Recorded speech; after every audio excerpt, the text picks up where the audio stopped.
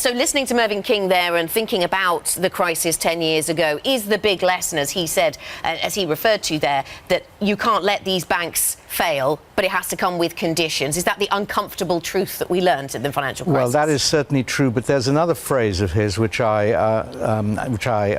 heard, and that is that the banks are safe, but not safe enough.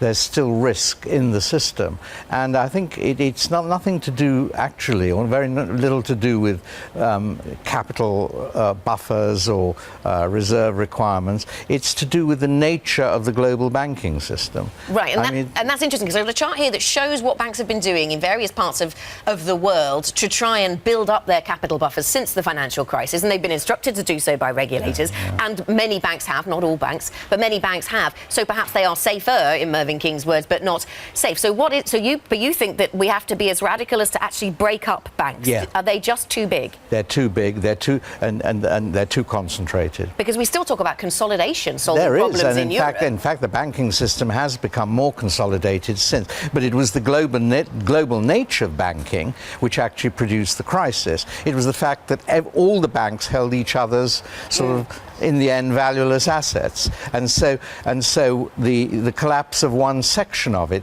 contaminated everyone else, just because of their interconnections. And we haven't done enough to break it up, break up the system. I would prefer banks to be more national. The financial system. I would want to control who they could lend to, where they could lend. I would go back to the era of capital controls. I think capital controls must be an essential part of the reform of the banking system. Okay, Matt. Well, I think that one of the interesting opposing opinions comes from Joseph Ackerman, who says, you know, Donald Trump's America First means that European banks need to get some cross-border mergers going, build up some size, and really, you know, stamp their presence on the global scene. Do you think that that's wrong?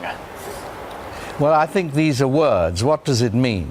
I mean, what you need in order to have safer banking of a global kind is a global regulatory authority. We haven't got that. We haven't got even a proper European regulatory authority, though they've been making steps towards it. So I think if you can't get a global system in order, then a retreat to some form of nationalist economics is almost inevitable.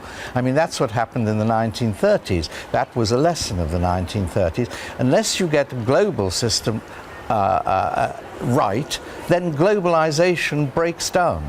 So you've talked about how the Great Depression of the 30s led to Keynesianism, the 70s stagflation led to monetarism. You know, this has been much talked about at Milton Friedman. And you're saying, what has this financial crisis given us? And you're sort of asking economists to think more creatively and create something new here. Are you disappointed then by how economists have looked back over the last 10 years and maybe not reinvented economics enough? Well, I think it's very difficult to reinvent economics. It's so entrenched in its fallacies that they're almost impossible to remove. But one of the chief ones has been the belief that the markets will solve all the problems. Leave it to the market. There's been hostility to government intervention. That goes all the way back to Reagan's famous phrase, the government is the problem, not the solution. So you have a deregulated banking system and an allowance of the growth of inequality, which has been absolutely dreadful. And Trump would probably still say you need the government to step out of the way, hence the big fiscal package and tax cuts. Tax cuts for the rich. Welfare benefit cuts for the poor. That is not the basis of a healthy economy. You need mass consumption power. You need markets to grow. If you depress real incomes for a large number of people, then inevitably all your quantitative easing, or most of it, goes into speculative activities rather than into production, because you haven't got the market. Why have, Lord Skidelsky, the U.S. banks been so quick to recover and are now doing so well, while the European banks continue to cut headcount, still have difficulty posting profits, and are trading at like 0.3 times book value. I mean, why are European banks doing so poorly in comparison to the U.S. banks? Well, of course, the European economy is doing relatively poorly as a whole relative to the United States. I'm not denying there's been a recovery. Of course, we're not in 2009. But the recovery has been patchy. It's also been lopsided, and I think in the lopsided nature of the recovery are the seeds of the next crisis. It hasn't been a sufficiently broadly based economy. Incomes haven't been going up, average incomes, as you would want them to be.